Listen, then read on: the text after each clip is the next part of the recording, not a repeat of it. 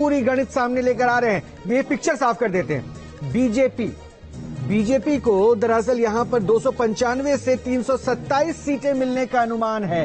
कांग्रेस 62 से 68 सीट लेकर चल रही है और अदर्स के पास 21 से 23 का आकलन है। बिल्कुल, और अगर इसको एनडीए और इंडिया गठबंधन के तौर पर देखें तो वो आंकड़ा क्या कुछ है, वो इस वक्त आपके टेलीविजन स्क्रीन पर न्यूज नेशन के सर्वे के आंकड़े क्या कुछ कह रहे हैं। 2024 के लोकसभा चुनाव में एनडीए को 342 से 378 सीटें मिल सकती हैं लोकसभा के चुनाव में, वहीं इंडिया गठबंधन को सिर्फ 153 से 169 और अन्य के खाते में 21 से 23 सीटें हैं। इसका मतलब राहुल सर, जो जनादेश की बात हो रही थी, जिसका नारा लगातार बीजेपी की तरफ से दिया जा रहा था, लगभग उसी मार्ग पर एनडीए पहुंचता नजर आ रहा है।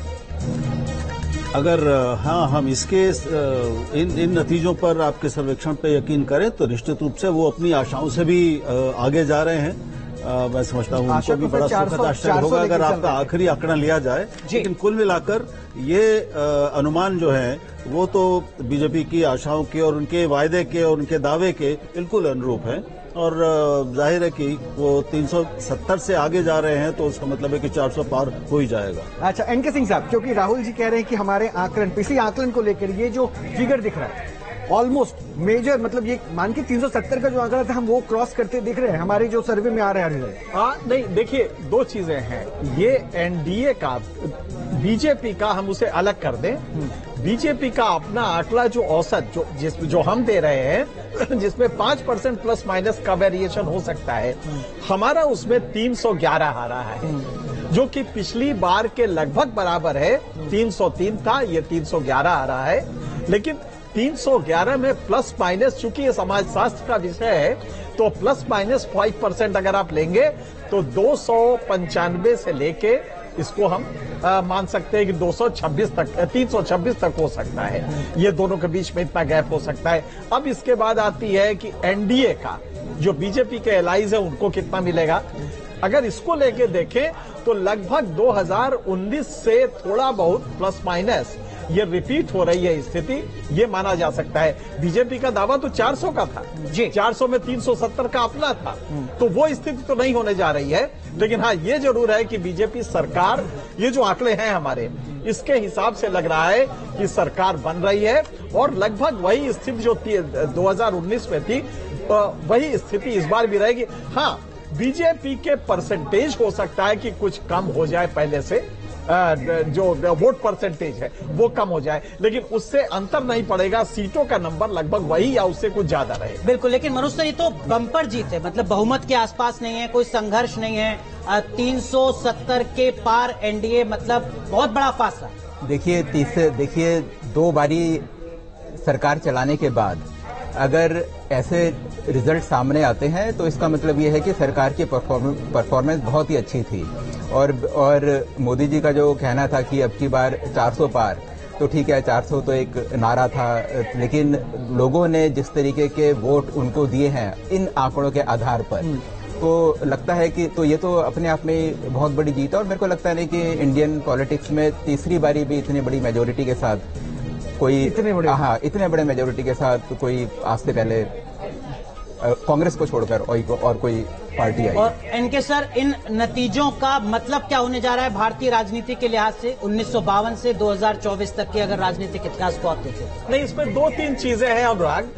मैं फिर कह रहा हूं कि ये नंबर आप सीट्स पे न जाइए, वोट परसेंटेज जो है वो अपेक्षाकृत आप देखेंगे तो 2019 के मुकाबले कम है। मतलब कि कहीं न कहीं उन मुद्दों को लेके जनता में नाराजगी रही है। मैं संजय निरुपम साहब से यही प्रश्न पूछ लेता हूँ। इसी को संजय निरुपम साहब, देखिए सिंह साहब जिस पर इशारा कर रहे हैं, सीट बढ़ती दिख रही है, वोट परसेंटेज में थोड़ा फ्लक्चुएशन है, और फ्लक्चुएशन क्या कहें, डिफ्लेक्शन है, वो नीचे की ओर जा रहा है। तो ये क्यों वजह रही सर? भले ही आप बड़ी जीत की तरफ बढ़ रहे हैं, हमारे एग्जिट पोल में वोट परसेंटेज कम होता दिख रहा है।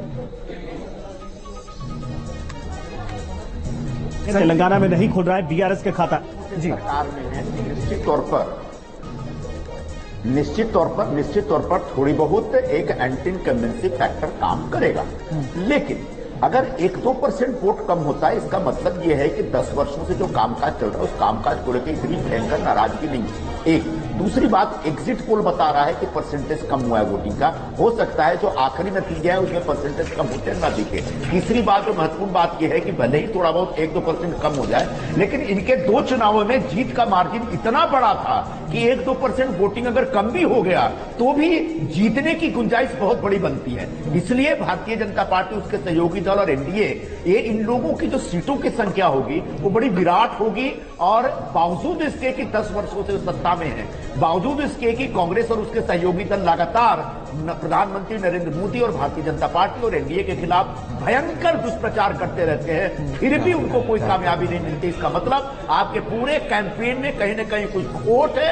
आपके पूरे कैंपेन में यह लग रहा है कि आपका डिस्कनेक्ट है लोगों के साथ। लोगों के मन में क्या है, लोगों को क्या चाहिए, ये आपको एहसास नहीं है, जिसकी वजह से आप लोगों को टच नहीं कर पा रहे, लोगों की भावनाओं को आप स्पर्श नहीं कर पा रहे, जिसकी वजह से आपको वोट नहीं मिल रहा है, उनका आशीर्वाद प्राप्त नहीं हो रहा है। तो निश्चित तौर पर यह इंडिया गठबंधन की भारी हार होगी और एनडीए गठबंधन की एक भारी जीत होगी यकीनन। लेकिन इन सब के बीच देखिए, टैली इस वक्त आपके सामने है। एनडीए को 378 अधिकतम सीटें मिलती हुई नजर आ रही हैं। इंडिया गठबंधन को अधिकतम 169 सीटें मिलती हुई नजर आ रही हैं और अन्य के खाते में अधिकतम 23 सीटें जा रही हैं। यानी जो बहुमत का आंकड़ा है उससे काफी ज्यादा ऊपर एनडीए यहां पर नजर आ रहा है। और इस बीच राज्यवार किस तरीके की स्थिति है, जरा वो एक बार दर्शकों के सामने रखते हैं। और सबसे पहले बहुत दिलचस्प है, देश के सबसे बड़े सूबे उत्तर प्रदेश के आंकड़े किस तरीके के हैं वो आपके सामने। 80 सीटें उत्तर प्रदेश में, कहा जाता है दिल्ली का रास्ता यूपी से गुजरता है। 67 सीटें भारतीय जनता पार्टी और उनके सहयोगी दलों को मिल रही है। समाजवादी पार्टी सिर्फ 9 सीटों पर सिमट रही है और उसकी सहयोगी कांग्रेस को सिर्फ 1 सीट। और अदर्स में बाजरा स्पष्ट कर दूं, others BSP Bahujan Samaj party का ये आंकड़ा है जिसमें 3 सीटें बीएसपी लेती हुई दिख रही है, कांग्रेस में एक। मैं एक प्रतिक्रिया राहुल जी इस पे आपसे ये लूंगा, कांग्रेस में एक, ये एक रायबरेली देख रहे हैं या अमेठी देख रहे हैं? जाहिर है ये तो रायबरेली ही होगी। हाँ, अमेठी इसमें नहीं हो सकती, मुझे नहीं लगता। अमेठी अगर होगी तो बहुत बड़ा आश्चर्य होगा ये, लेकिन ये रायबरेली है, ये हम मान के चले। संभावनाएं भी, उसके कारण भी सबको पता है। तो उसमें वो सबसे अगर पारिवारिक सीट अगर है कांग्रेस की कोई उत्तर प्रदेश में, तो अमेठी से पहले रायबरेली है। तो वहां पर अब राहुल गांधी भी वहां गए हैं, तो इसके ये भी कोई किस कारण से गए हैं ये भी हमको बहुत स्पष्ट है। और वहां उनके लिए सामने जो चुनौती है वो भी उतनी कड़ी नहीं थी। यहाँ अमेठी में जो चुनौती थी इनकी स्मृति ईरानी की, उससे बचने के लिए ही वो रायबरेली गए हैं। तो जाहिर है कि वो एक बेहतर, ज्यादा सुरक्षित सीट थी, तो मान सकते हैं कि ये लेकिन मनोज सर, अगर एनडीए को उत्तर प्रदेश में 67 सीटें मिल रही हैं तो इसका मतलब भी कि इंडिया गठबंधन की जो सारी रणनीति थी, जिसमें ये कि यादवों को कम से कम टिकट दिया जाए, मुसलमानों को कम से कम टिकट दिया जाए, वो सारी रणनीति ध्वस्त हो रही है। देखिए, यूपी में 2 बड़े फैक्टर हैं। मोदी तो फैक्टर है ही है, लेकिन वहाँ एक और एडिशनल फैक्टर है, वहाँ के जो चीफ मिनिस्टर हैं उनका, योगी का काम वहाँ काफी अच्छा है। लॉ एंड ऑर्डर जो पहले एक बहुत बड़ी समस्या होती थी, आज यूपी में वो समस्या नहीं है। सोशल सिक्योरिटी की जितनी भी स्कीम्स हैं, सोशल वेलफेयर की जितनी भी स्कीम्स हैं, उनका यूपी में इम्प्लीमेंटेशन बहुत अच्छा है। अगर हम वहाँ इंफ्रास्ट्रक्चर की बात करें तो यूपी में जहाँ पहले टूटी फूटी सड़कें होती थी, इंफ्रास्ट्रक्चर वहाँ उसकी पोजीशन काफ़ी इम्प्रूव हुई। इलेक्ट्रिसिटी की बात करें तो पहले के मुकाबले इलेक्ट्रिसिटी काफ़ी ज़्यादा इम्प्रूव हुई और एक बहुत बड़ी फॉलोइंग है। और अगर राम मंदिर की बात करें तो राम मंदिर का भले ही बाकी जो स्टेट्स हैं वहाँ इतना ज़्यादा इम्पैक्ट ना हो, लेकिन यूपी के कुछ पॉकेट्स में उसका इम्पैक्ट काफ़ी ज़्यादा है। तो यूपी में 2 फैक्टर हैं, मोदी फैक्टर और उसके साथ साथ योगी।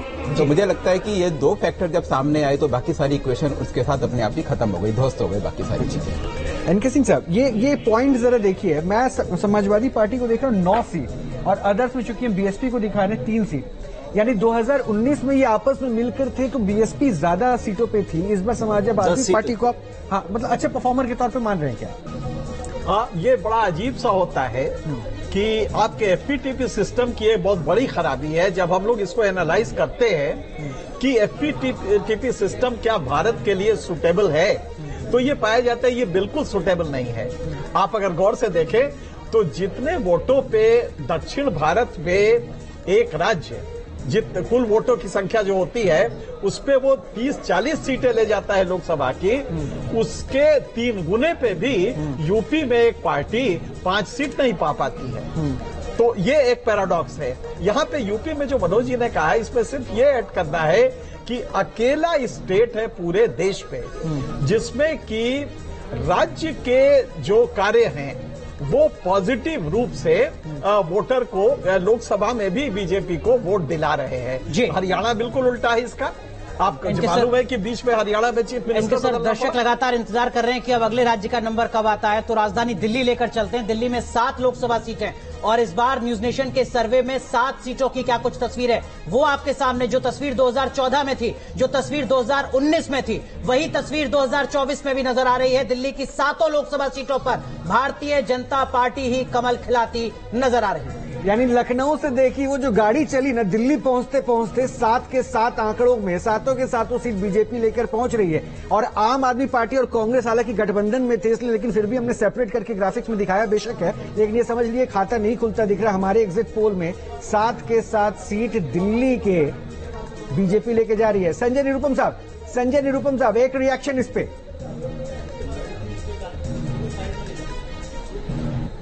देखिए, दिल्ली में पिछले 2 चुनावों से आप नतीजे देख रहे हैं। राज्य के चुनाव संजय जी माफ कीजिएगा, मैं आऊंगा आपके पास। जरा दर्शकों को उत्तराखंड और दिखा दें। उत्तराखंड में 5 लोकसभा सीटें, 5 पर ही कमल खिल रहा है। इस वक्त की बड़ी खबर न्यूज नेशन के सबसे बड़े सर्वे में उत्तराखंड राज्य के आंकड़े आपके सामने।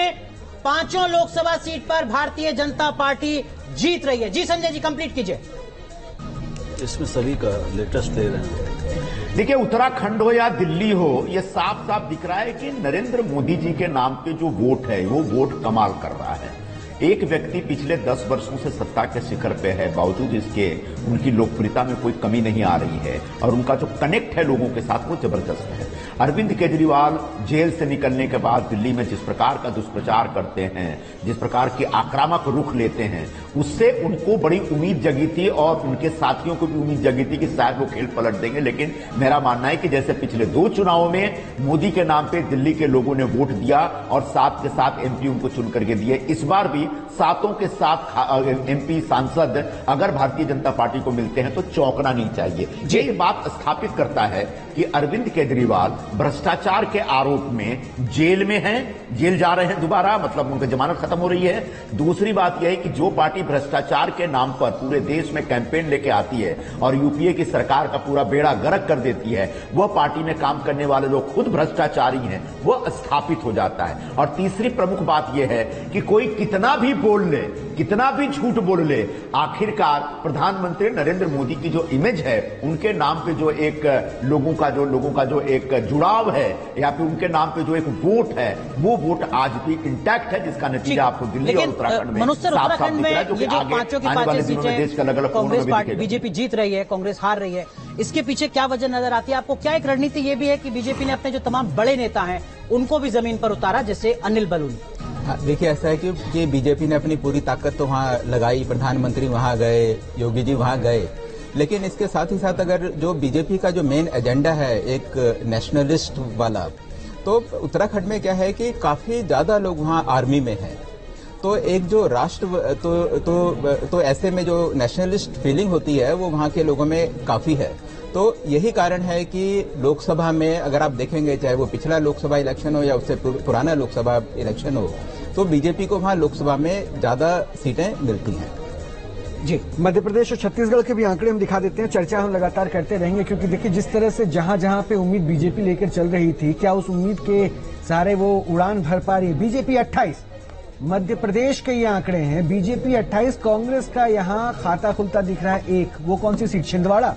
राहुल जी मध्य प्रदेश पे कमेंट देते चलिए। छिंदवाड़ा क्या आप देख रहे हैं? यहाँ पर हमारे एग्जिट पोल में कांग्रेस को 1 सीट, 28 बीजेपी। क्या छिंदवाड़ा मान रहे हैं कमलनाथ के गढ़ में उनके बेटे को? आपका अनुमान सही है, मैं सहमत हूँ। छिंदवाड़ा ही हो सकती है, क्योंकि हम जानते हैं कि वही एक सीट है जहाँ बिल्कुल बीजेपी की पुरानी पिछली आंधियों में भी कमलनाथ और उनकी सीट वो खड़ी रही। अच्छा, ये आंधी शब्द जो आपने इस्तेमाल किया, मतलब आपने आंधी इस एग्जिट पोल में महसूस कर ली बीजेपी को लेकर? आंधी शब्द का इस्तेमाल आपने किया, मैं पहली बार सुना आपकी जुबान से आंधी, तो यानी आपने ये आंधी एग्जिट पोल में पिछली बार की तुलना में, देखिए ये भाई हम जानते हैं कि कुछ 4-5 प्रदेश ऐसे हैं जहां पर बीजेपी बिल्कुल अपने चरम पर थी, लगभग 100%, कई जगह पूरा 100%, कहां पर कहीं पर 95-98, तो एक सीट जो हमेशा रही कांग्रेस के साथ वहां पर पिछले चुनावों में भी।